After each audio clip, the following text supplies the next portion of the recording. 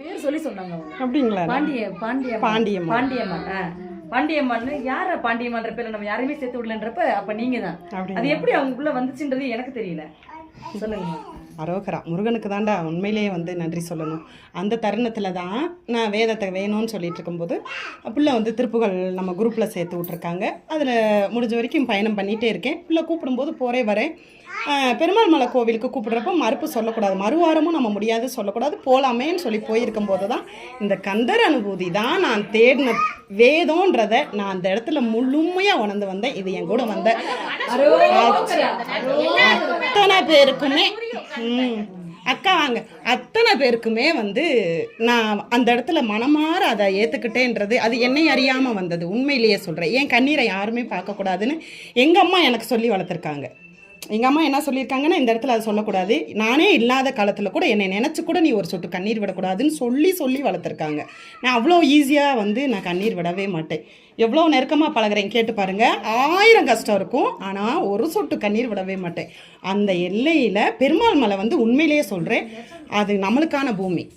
அந்த பூமி வந்து நம்மளுக்கான பூமி. ஒவ்வொருத்தருமே இது வரைக்கும் போயிருக்கிறவங்க தெரில, போகாதவங்க வந்து கண்டிப்பாக போயிட்டு வாங்க. அது நம்மளுக்கான பூமி. அந்த இடத்துக்கு போனால் நம்மளுடைய பிரச்சனைகள் தீருன்றதை விட மன அமைதி கிடைக்கும். கண்டிப்பாக போய் வாங்க.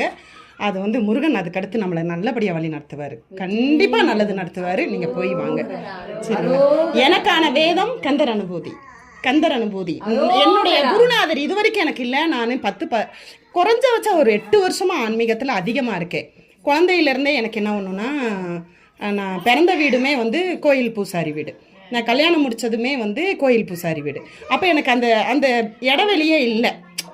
காலையிலேயும் சாயந்தரமானா கோயிலில் போய் பூஜை பண்ணணும். இதுதான் நான் பிறந்ததும் சரி, கல்யாணம் முடிச்சு வந்த வீடும் சரி, அப்படி தான் இருந்துச்சு. ஆனால் அதிகமாக நானாக தனிப்பட்ட முறையாக நான் வந்து கடவுளை ஏற்றுக்கிட்டு அந்த உள்வாங்கி போனது குறைஞ்ச வச்ச ஒரு 8 வருஷம் இருக்குமா, 10 வருஷம் இருக்கும். மஞ்சனி வீட்டில் இருந்து ஒரு 10 வருஷமே அதிகமாக இருக்கும். அந்த 10 வருஷத்தில் நான் என்னால் உட்காந்து தனிப்பட்ட முறையாக ஏதாவது ஒரு விஷயத்தை உள்வாங்கி என்னால் பண்ண முடியும். ஆனால் எனக்கு குருநாதர் யாருமே இல்லைன்ற வருத்தம் இருந்துச்சு. எனக்கு யார் குருநாதர் எங்கே இருக்கிறாங்க? என்னுடைய தியானத்தில் வழி நடத்துகிறவங்க தான் குருநாதரா, இல்லை நம்மளை கனவுல வழி நடத்துகிறாங்களே அவங்க தான் குருநாதரா அப்படின்னு சொல்லி ஒரு சந்தேகத்துக்குள்ளே இப்போ ஒரு 2 வருஷ காலம் என்னுடைய ரொம்ப அதிகமான போராட்டம். ரேணுகா அம்மா பேசினாங்கன்னா அவங்கள கிண்டி கிளங்க எடுத்துருவேன். இந்த பேச்சை நான் விடாமல் பேசிகிட்டு இருப்பேன்.